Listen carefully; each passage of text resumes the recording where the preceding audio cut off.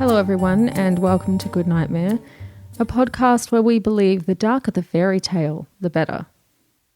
Today's episode is a bonus as it's quite small and a retelling. It's a grim fairy tale, both in their namesake and in the sense that it's quite dark and unusual. This is the tale, The Three Snake Leaves. The tale begins with a poor man, unable to support his only son. The son, knowing that he was becoming a burden to his family, told his father that he would leave to see how he may earn his own keep, and the two parted in sorrow. The son joined a king at war and fought alongside him. When all his fellow soldiers had fallen, and the rest were set to surrender, the young son stepped forward and cried that they would not let their land fall. The remaining soldiers joined him in battle, roused by his efforts, and together they defeated the enemy. When the king heard of the son's bravery, he rewarded him with treasures and high esteem. The king's daughter, who was beautiful but strange, vowed that she would take no one as her husband unless they promised that if she were to die first, her husband would be buried alive alongside her. Her reasoning being that if a man truly loved her, he would have no reason to live if she were to die. If her husband died first, she said she would honour him the same way, by being buried alive alongside him. This scared away most of her suitors. The son, however, was so taken by the princess's beauty that he asked the king for her hand in marriage. He agreed to her terms, and the king gave his blessing for the two to be wed. The couple lived happily together for a while, until the princess fell ill. The son was afraid when he remembered his fate, but when the princess died, the king had sentries surround the castle, and he knew there was no other choice. The princess's corpse and her living husband were taken down to the burial vault, where they were bolted in. There was wine, bread, and candles placed on a table in the vault for the son to use, though he knew he would starve to death when the rations were finished. He ate and drank only a little each day, but he knew that his time was coming to an end. One day, while sitting against the wall in the vault, the son watched as a snake slithered in and began to gnaw at the princess's corpse. The son, now a prince, drew his sword and cut the snake into three. Soon after, a second snake came slithering into the vault, carrying 3 green leaves, in order to heal its dead friend. The snake placed 1 leaf over each wound of the 7 pieces of its dead friend, and immediately the wounds began to knit together, and the snake came back to life. The two then fled to safety.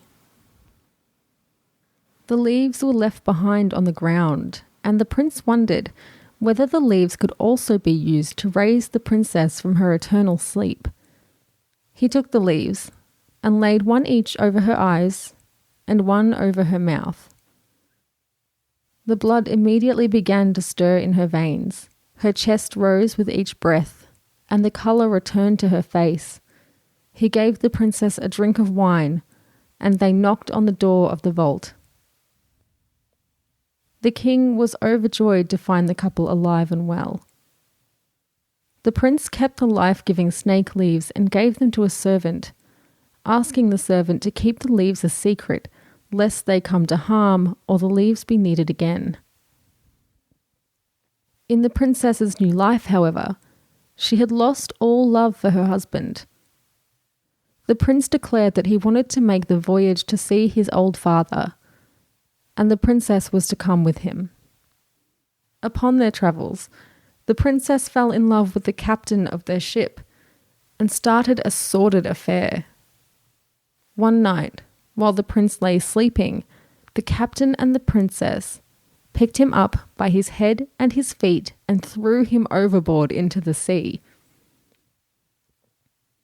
The two planned to return home to tell the king that the prince had died suddenly at sea.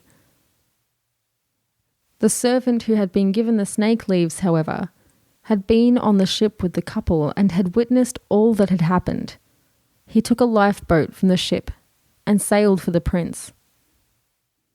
Upon retrieving the prince's body, he gave him new life, using the snake leaves to restore him. The prince and the servant rowed passionately to beat the princess and her captain back to the shore, and they managed to reach the king first, who was surprised to see them return alone, without the princess. The prince explained all that had occurred to the king, who was furious at the actions of his daughter. He told the prince and the servant to keep themselves hidden from everyone in his chambers, while he tried to glean the truth from his daughter. When she arrived, she told the king that she had returned with great sorrow. She told him that her husband had become ill at sea and had died. The king said that he would bring the prince back to life himself, and brought the prince forth from his chamber. The princess fell to her knees and begged for mercy, but there was none to be had. The prince had been ready to die with the princess, had brought her back to life, and had been betrayed. She and her captain were to be punished. And so the king ordered that the princess and the captain would be put upon a ship filled with holes and sent out to sea, where they would sink and die among the waves.